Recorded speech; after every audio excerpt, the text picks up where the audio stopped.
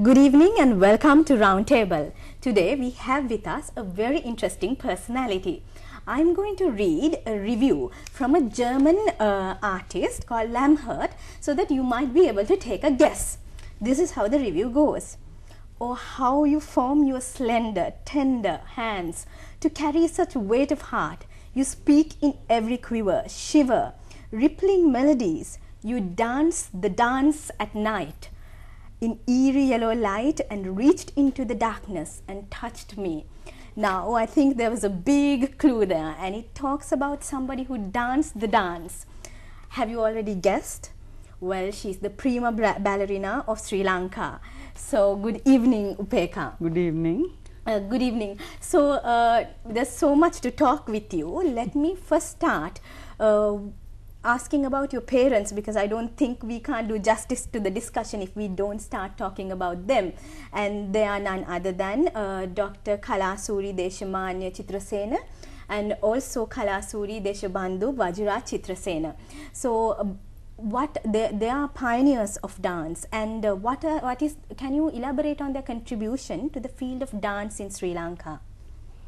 Well, I cannot talk about myself without talking about my parents. I think I am a very blessed daughter to have been born to a family like theirs, and their contribution is immense to this country's culture. And my father is the one who brought the dance ritual onto the theatre stage and created a dance theatre in Sri Lanka. And he also started the first dance academy in Sri Lanka, the dance school that started in 1944. And my mother was the first professional dancer. My mother and father were the first professional dancers of this country. So over the past 60-70 years, they have both been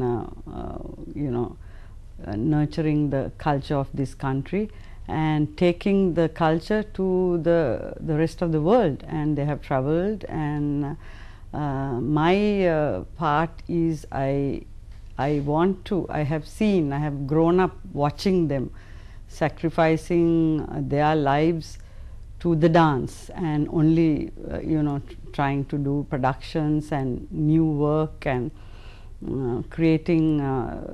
My father also created a medium where we tell a story in our dance, because the Kandyan dance, the traditional dance, is pure dance. It does not have meaning like in the Bharatanatyam, where you tell a story or every gesture has a meaning.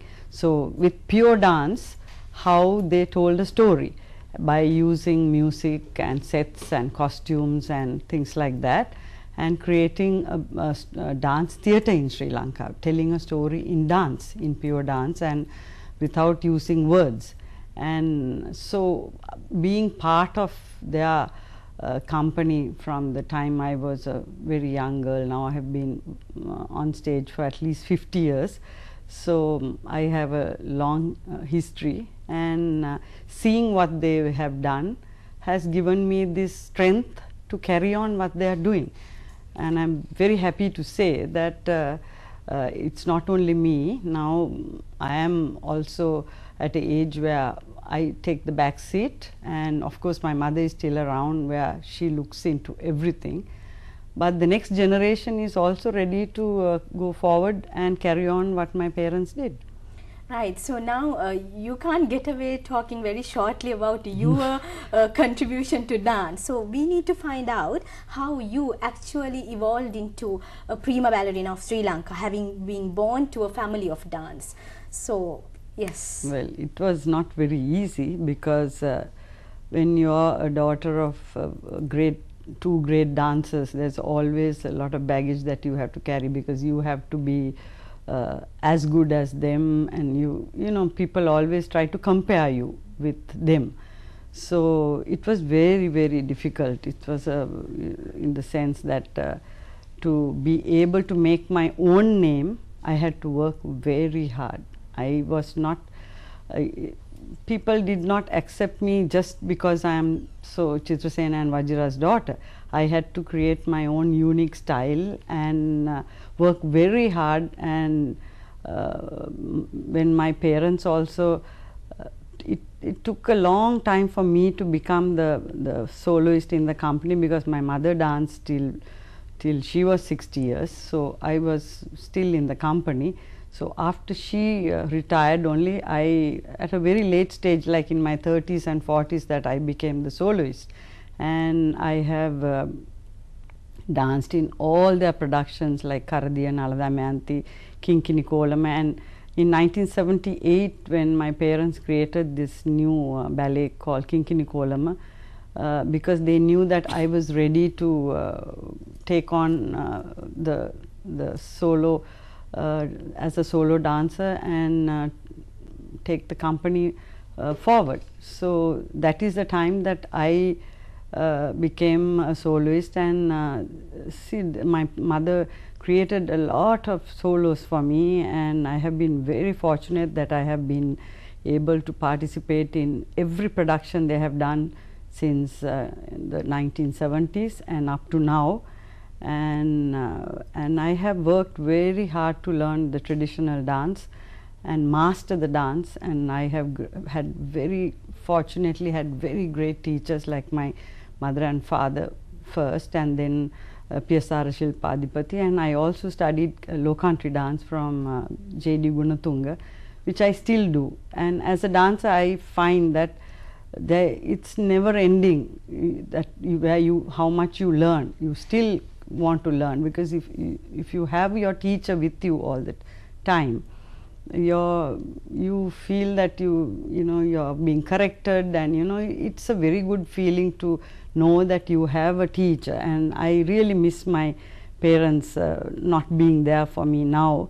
So, and I have taken upon myself to do what they used to do, and dance for my students now. And also, Upeka, what can you tell about the highlights in your dancing career and the challenges that you remember and how you overcame them?